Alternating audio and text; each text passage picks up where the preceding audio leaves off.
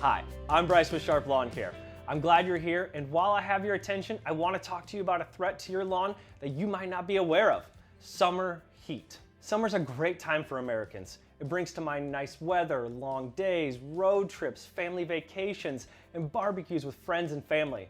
For kids, it's a time of freedom and exploration, a time to make memories. Chances are some of your best childhood memories are of adventures you and your best friend had during summer vacation.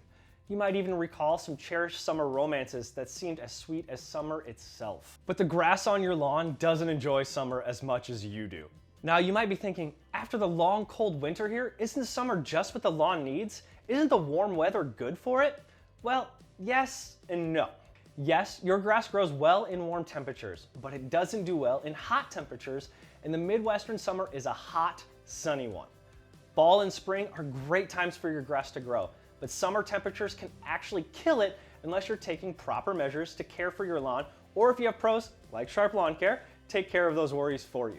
This is because the predominant lawn grasses in this region are cool season ones. In the United States, there are three basic growth regions: cool season, transition, and warm season. There are actually more than that, but I'm trying to keep it simple here. Now, while it is possible to plant cool season turf grasses in the warm season zone and vice versa, turf grasses generally do best in temperatures that match their growth patterns. Our region sits squarely in the cool season zone, so naturally we mostly plant cool season grasses, such as Kentucky bluegrass, fine fescue, tall fescue, and types of ryegrass. For cool season grasses, the temperatures for optimum growth are from 60 to 75 degrees Fahrenheit. More specifically, roots grow best when soil temperatures are between 50 and 65, and the shoots do best between 60 and 75. By contrast, warm season grasses like Bermuda grass grow best between 80 and 95 degrees. Because they can tolerate heat, drought, and salt, they are popular in regions like the South and Southwest. But let's get back to our region. I could go on and on about different temperature zones and grass types, but you want to know about your lawn. Since your cool season grasses like those cooler temperatures, the best times for growth are spring and fall. In fact, we usually recommend seeding in the fall so that you get some good growth ahead of winter that sets the stage for strong, renewed growth the following spring. For similar reasons, we like to perform services such as aeration and fertilization at those times as well. Your cool season grass also needs plenty of rain, which we usually get in the spring and fall, but not always during the summer, or sometimes we get too much at once. So what happens during summer? Two things, both bad for your cool season grass: heat and drought. Once surface temperatures rise above 77 and the soil warms accordingly, your grass roots stop growing. And above 90, the shoots do the same. Most likely, the grass will take on a brownish hue, making you wonder whether it has died. It hasn't, at least not yet, but it has gone dormant, and the grass, especially new grass planted that spring, is susceptible to damage from heat and drought. That's another reason we recommend reseeding in the fall and not the spring.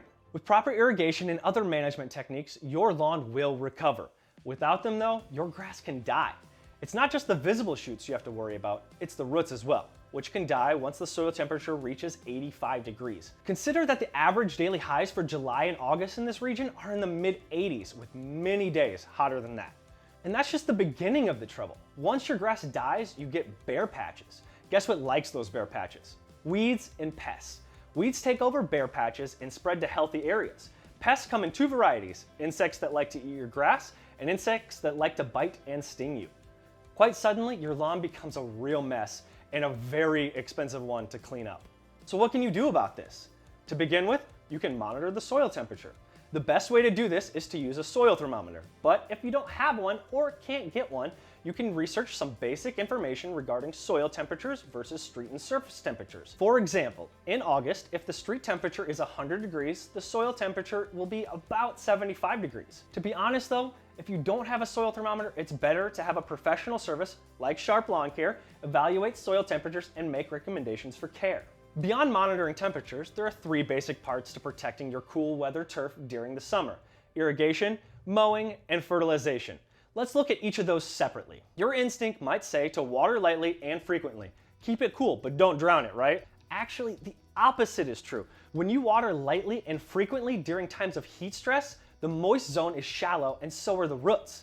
Then they have to put in twice the work to get the water they need, further stressing them out. Once the roots cannot keep up, the grass dies. Instead, you should water deeply and infrequently.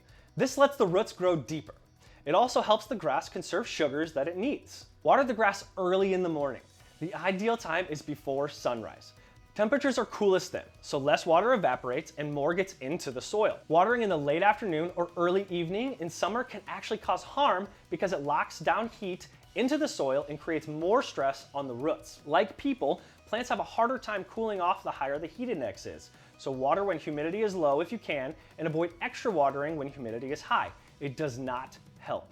Another instance calling for irrigation is if there are signs of drought damage. Cool season grasses are actually really good at communicating this to us if we know what to look for.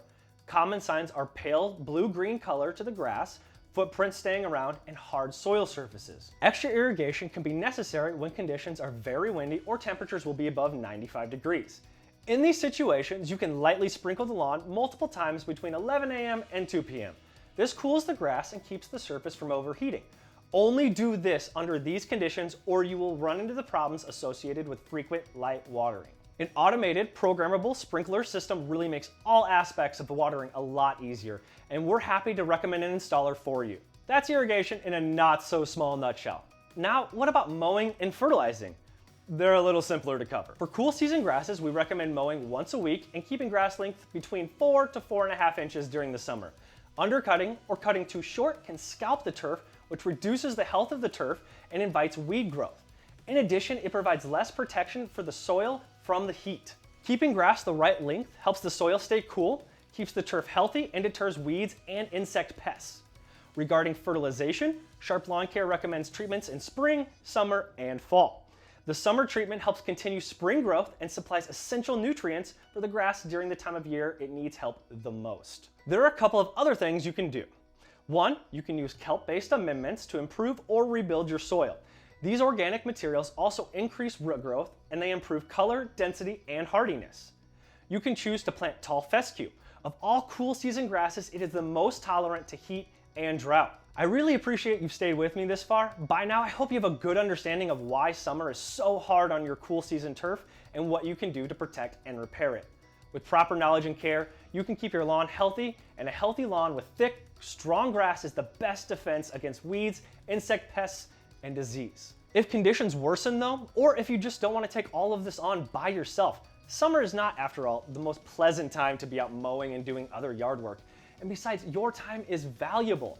Sharp Lawn Care is ready to help. We're a leader in the field and we have years of training and expertise. All you have to do to get started is contact us for a free estimate and we'll take care of all of your lawn hassles and worries. Thanks for visiting and we hope to hear from you soon.